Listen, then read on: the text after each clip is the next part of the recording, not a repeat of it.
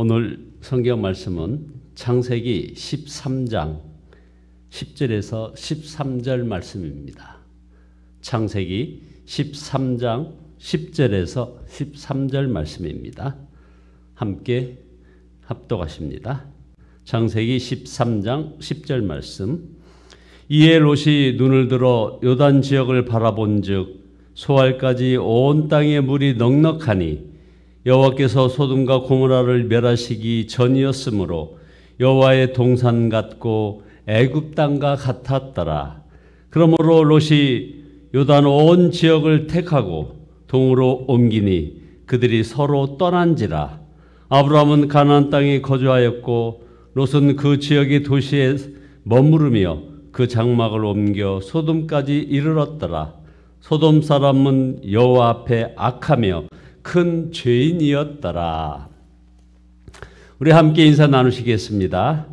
통찰과 명철과 영안을 주옵소서. 통찰과 명철 그리고 영적인 눈이 띄어지는 여러분들 되시기를 예수 그리스도의 이름으로 축원드립니다. 오늘 말씀 제목은 롯의 잘못된 선택입니다. 지난주가 기근의 시험이었다면 오늘은 반대로 풍요의 시험이 있습니다. 풍요 속에 숨겨진 유혹의 덫이 있다는 것입니다. 성경을 전체적으로 보면 사람들이 믿음에서 파산하는 경우가 많습니다. 성경은 무릇 지킬 만한 것 중에 더욱 내 마음을 지키라고 했습니다. 왜냐하면 생명의 근원이 이에서 나기 때문입니다. 그런데 우리의 마음을 지키기가 가장 어려운 때가 언제일까요? 기근의 때일까요? 위기로 인해 두려울 때일까요? 아니면 의심과 절망의 때일까요? 신앙적인 고난이 올 때일까요? 하나님과 동행하는 사람들은 자신의 삶의 안전과 근거를 돈이나 번영에 두지 않습니다. 오직 하나님 그분께 둡니다. 오직 하나님과 그분의 은혜와 사랑이 자신의 삶의 근원이자 안전과 평강의 근거입니다. 바로 여기에서 이런 관용과 양보가 나오지 않습니까? 여유가 나옵니다. 너가 먼저 선택해라. 네가 자하면 내가 우하고 네가 우하면 내가 자하겠다. 아브라함이 애굽을 다녀온 뒤로 사람이 좀 바뀌었습니다. 분명 12장에서 그가 기근을 만났을 때에는 아주 굉장히 현실적이고 시세 판단이 빨라서 하나님보다 앞서가는 사람이었습니다. 그런데 이제 창세기 13장이 되어서는 그런 애굽으로 급히 내려가던 그 사람이 맞나 싶을 정도입니다. 무엇이 그를 이렇게 변화시켰을까요? 하나님의 신실하심과 은혜입니다. 아내를 잃을 수밖에 없었던 절체절명의 순간에 무조건 편들어 주시고 건져 주시고 그 사랑이 그를 변화시키고 있는 겁니다. 하나님의 신실하심과 그 사랑이 이렇게 사람을 변화시킵니다. 그 아브라함이 이제 롯에게 먼저 선택하라고 양보하는 겁니다. 네가 우하면 좌하고 네가 좌하면 내가 우하겠다. 자, 그렇다면 과연 롯이 올바른 선택을 할 수 있을까요? 지금 아브라함과 롯의 상황이 딱 그렇습니다. 롯이 과연 바른 선택을 하는가? 아닙니다. 롯이 고르고 골라 선택한 것은 망할 곳이었습니다. 10절에 보면 롯이 갈 땅을 선택하기 위해서 땅을 둘러봅니다. 이에 롯이 눈을 들어 요단 지역을 바라본즉 소알까지 온 땅에 물이 넉넉하니 여호와께서 소돔과 고모라를 멸하시기 전이었으므로 여호와의 동산 같고 애굽 땅과 같았더라. 자, 롯이 눈을 들어 요단 지역을 바라봅니다. 그래서 13장의 이 핵심 단어는 이 바라보다 이 말입니다. 히브리어로 라 이 말인데요. 이게 그냥 보다가 아닙니다. 샅샅이 조사하다, 살펴보다 이런 의미가 있습니다. 이 동일한 단어가 창세기 7장 1절에 나오는데 하나님이 노아에게 이렇게 말씀하셨습니다. 내가 보니 이 세상에 의로운 사람이라고는 너밖에 없구나. 하나님께서 이 세상 사람들을 하나씩 다 보셨다는 겁니다.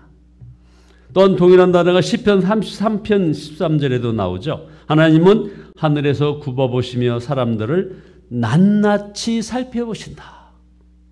정말 낱낱이 살펴보시는 하나님의 그 눈길을 여러분들 의식하시기 바랍니다. 이 낱낱이 살펴보신다. 이것이 바로 라라는 히브리 말입니다. 물론 롯이 그 유단 지역을 답사한 것은 아니었습니다. 그러나 그가 대충 본 것도 아니었습니다. 그가 자세히 살펴봤어야 했는데 대충 봐서 잘못 고른 것이 아닙니다. 롯은 절대 손해볼 마음이 없는 자입니다. 그것을 어떻게 할까요? 자기가 족하면 삼촌에게 먼저 고르시라고 했어야죠. 그런데 삼촌의 말에 거절도 없이 양보도 없이 자기가 먼저 고릅니다. 그는 조금도 손해볼 자가 아닙니다. 그렇다면 즉 자세히 조사하듯이 보았다 하는 이 말에서 이 제대로 보았는가? 10절에 굉장히 흥미로운 표현이 나옵니다. 롯이 보니 물이 넉넉했습니다. 그래서 마치 그것이 여호와의 동산 같고 애굽 땅과 같았다 했습니다. 여기서 같았다는 그것은 롯의 관점이죠. 즉 그의 해석이 들어간 표현이 같았다. 이런 롯이 보기에 그것이 마치 여호와의 동산처럼 보였다는 겁니다. 그것은 실제로 그럴 수 있고 아닐 수도 있습니다. 여호와의 동산이란 창세기에 나오는 에덴 동산을 뜻하지 않습니까? 풍족하고 부족함이 없는 곳입니다. 모든 것이 구비된 곳입니다. 실제로 요단 동편이 그럴 수도 있습니다. 그러나 이상한 부분이 바로 이어서 나옵니다. 바로 애굽 땅과 같았더라라는 이 말입니다. 애굽. 분명 아브라함은 애굽에 갔다가 아내를 잃을 뻔했습니다. 하나님의 전적인 은혜가 아니었다면 그는 아내를 잃고 또 하나님의 약속도 다 잃어버릴 뻔했습니다. 애굽으로 내려가서는 안 되는 곳이었습니다. 이 애굽은. 그래서 아브라함과 사라와 롯은 하나님의 은혜로 애굽에서 빠져나올 수 있었습니다. 그런데 이 롯은 요단 지역이 마치 애굽 땅처럼 보였다는 겁니다. 이것은 부정적인 표현이 아니라 긍정적 표현입니다. 무슨 뜻입니까? 롯의 몸은 애굽에 나왔지만 그의 마음은 여전히 애굽에 머물러 있었다는 뜻 아니겠습니까? 롯은 애굽에서 나오기 싫었다는 뜻입니다. 나일강이 있어서 물이 넉넉한 애굽에서 풍족하게 살고 싶었다는 뜻입니다. 그런데 요단 지역을 보니 그것이 마치 애굽 땅과 같이 보이더라는 겁니다. 애굽은 하나님 없이도 잘 살 수 있는 풍족한 땅을 상징합니다. 지금 롯의 마음에는 애굽으로 가득 차 있습니다. 이런 관점에서 보면 여호와의 동산 같다 이 표현이 무슨 뜻인지 해석이 되는 거죠. 지금 롯은 모든 것이 다 있는 풍족한 여호와의 동산을 꿈꾸고 있습니다. 그것이 뭐가 문제가 되겠습니까? 문제는 그것이 아니라 그가 하나님이 계시지 않는 여호와의 동산을 꿈꾸고 있다는 것이 문제입니다. 아니 어떻게 하나님 없는 여호와의 동산을 꿈꿀 수 있죠? 그가 소유가 많은 풍족함 속에서도 여전히 부족함을 느끼고 있다는 것 자체가 그가 하나님으로부터 떨어져 나가 있다는 증거입니다. 여러분들 창세기 13장 6절을 다시 보세요. 그 땅이 그들이 동거하기에 넉넉하지 못하였으니 이는 그들이라고 했습니다. 거기에는 아브람과 롯이죠. 그들의 소유가 많아서 동거할 수 없었습니다.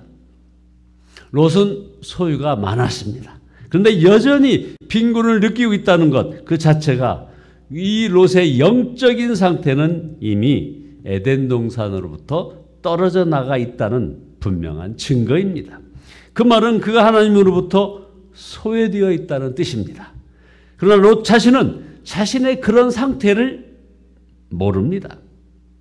그렇게 그는 하나님 없이 여호와의 동산을 꿈꾸고 있는 겁니다. 그가 풍요 속에 숨겨진 바로 유혹의 덫에 걸려든 것이죠. 롯이 하나님 없이는 하나님의 동산을 꿈꾸고 있다고 보는 결정적인 두 가지 근거가 분명히 있습니다. 첫 번째는 롯은 한 번도 하나님의 말씀을 따라 움직인 적이 없습니다.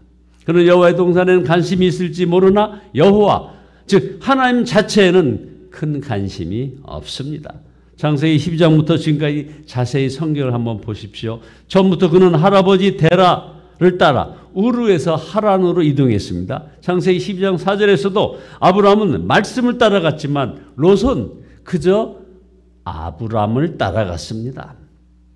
롯은 한 번도 스스로 하나님과 그분의 말씀을 따라 움직인 적이 없습니다. 물론 이것이 그의 죄는 아닙니다.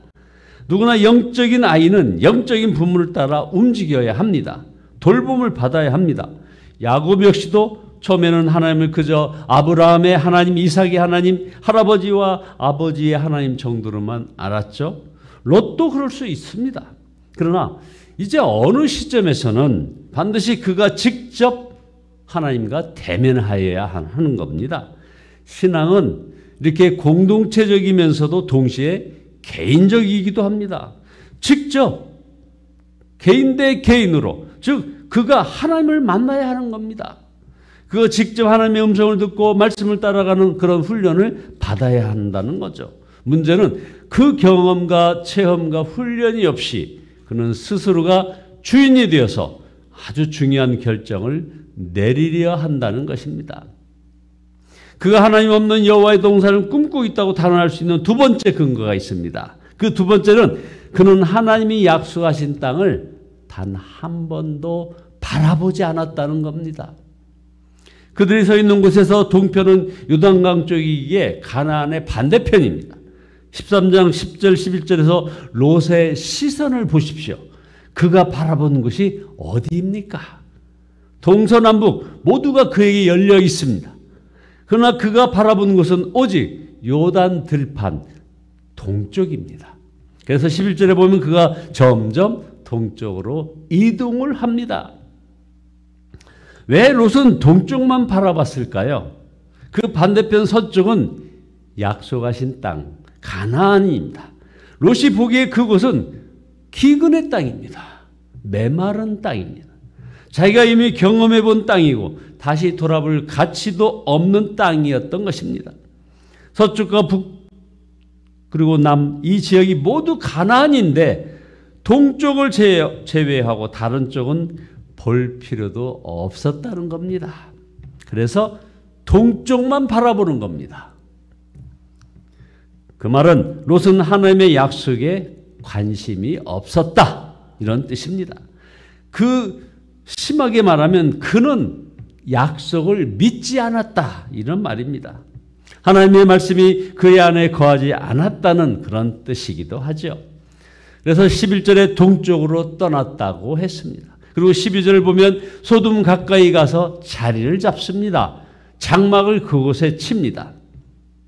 여러분, 성경에서 동쪽은 썩 좋은 의미는 아닙니다. 창세기 1장에서 13장에 보면 동쪽으로 이동한 일이 여러 번 기록되어 있는데요. 예를 들면 첫 번째, 아담과 하와가 선악과를 따먹은 이후에 그에 대한 징벌로 에덴 동산에 쫓겨나서 어디에 머물렀습니까? 에덴의 동편에 머물렀습니다. 가인이 아벨을 죽인 이후에 쫓겨났을 때도 그는 에덴의 동편에 가서 정착합니다. 사람들이 바벨탑을 쌓은 것도 역시 동방입니다. 롯도 역시 동쪽으로 이렇게 이동합니다. 동쪽은 하나님의 약속과 반대 방향이라는 의미를 갖고 있습니다. 롯이 아무리 즉 조사해보고 자세히 바라보았지만 그는 그곳이 망할 곳임을 보지 못했습니다. 왜냐하면 그는 풍요와 번영 속에 숨겨진 욕심이라는 덫에 거기에 걸려서 이 눈이 가려져 있었다는 겁니다. 눈이 가려져 있기에 봐야 할 것을 보지 못하는 겁니다. 봐야 할 것을 보지 못하고 보고 싶은 것만 보게 되는 겁니다. 지금 여러분들은 봐야 할 것을 보십니까? 아니면 보고 싶은 것을 보십니까? 롯은 오판을 합니다. 그는 보기는 하지만 그 땅의 본질, 즉 하나님 보시기에 악한 땅임을 보지 못합니다. 통찰이 없는 거죠. 영어로 시력 혹은 뭐 보기, 이걸 사이트라고 하죠. 여기에 in을 넣어서 안을 들여다보게 되면 인사이트. 이것이 바로 통찰이고 명철이라고 얘기합니다. 우리가 가져야 할 것은 단지 사이트가 아니라 인사이트입니다. 통찰입니다. 본질을 꿰뚫어 볼 수 있는 영안이 있어야 한다는 얘기입니다. 그렇지 않으면 롯처럼 아무리 자세히 보고 살펴보아도, 그 계산이 빠른 그 롯이 아무리 살펴보아도 그 땅이 망할 땅임을 보지 못하는 거죠. 그래서 창세기 13장 10절에 여호와께서 소돔과 고모라를 멸하시기 전이었다고 했습니다. 롯은 훗날에 그 땅의 사람들이 하나님 앞에 악한 큰 죄인임을 보고도 풍요의 덫에 빠지고 눈이 가려져서 보지 못합니다. 여러분들에게 이 인사이트, 즉 통찰, 명철, 영안이 있기를 축복합니다. 세상과 사물의 겉모습이 아니라 그 중심과 본질을 볼 수 있게 되기를 축복합니다. 그렇다면 왜 롯에게는 이 통찰이 없고 그냥 인사이트가 없고 사이트만 있었을까요? 그 이유를 솔로몬에게서 찾을 수 있습니다. 보십시오. 솔로몬이 하나님께 구하는 것 단 하나입니다. 뭡니까? 지혜를 구하지 않았습니까? 그것을 명철이라고 할 수 있습니다. 그가 구한 것은 지혜인데 이것을 열왕기 3장 9절에서는 듣는 마음이라고 했습니다. 열왕기 3장 9절에 누가 주의 이 많은 백성을 재판할 수 있사오리까? 듣는 마음을 종에게 주사 주의 백성을 재판하여 선악을 분별하게 하옵소서. 여러분, 이 시대에 가장 필요한 요소 아닙니까? 이 듣는 마음. 지혜와 통찰이 어디서 오죠? 듣는 귀와 듣는 마음에서 옵니다. 유명한 솔로몬의 재판에서 그는 양쪽 이야기를 다 들어봅니다. 그리고 그 듣는 귀를 통해 통찰을 얻습니다. 여기에 중요한 원리가 나오죠. 왜 롯은 보았지만 보지 못했는가? 롯은 눈을 들어보면서도 이 본질과 속을 꿰뚫어 보지 못했습니다. 왜 그랬을까요? 그는 듣지 못했기 때문입니다. 하나님의 말씀, 그 약속의 말씀을 듣지 못했기 때문에 보지 못한 겁니다. 보는 것은 듣는 것과 아주 긴밀히 연결되어 있습니다. 듣는 자가 봅니다. 롯에게는 말씀을 들을 귀가 없었습니다. 들을 귀가 없으니 볼 눈도 없었던 것. 이것이 롯의 비극의 원인이었습니다. 여러분, 그저 사람들의 말을 귀담아 듣는 것으로도 통찰이 있다면, 하나님의 말씀을 듣는다면 어떠한 통찰이 있겠습니까? 아무리 눈에 보기에 화려해 보이더라도 여호와의 동상 같아 보이고 애굽처럼 기근해도 살아남을 수 있을 듯해 보여도 거기는 약속의 땅이 아닙니다. 거기는 망할 땅이에요. 그렇게 아브라함은 거기에 마음을 두지 않습니다. 단순합니다.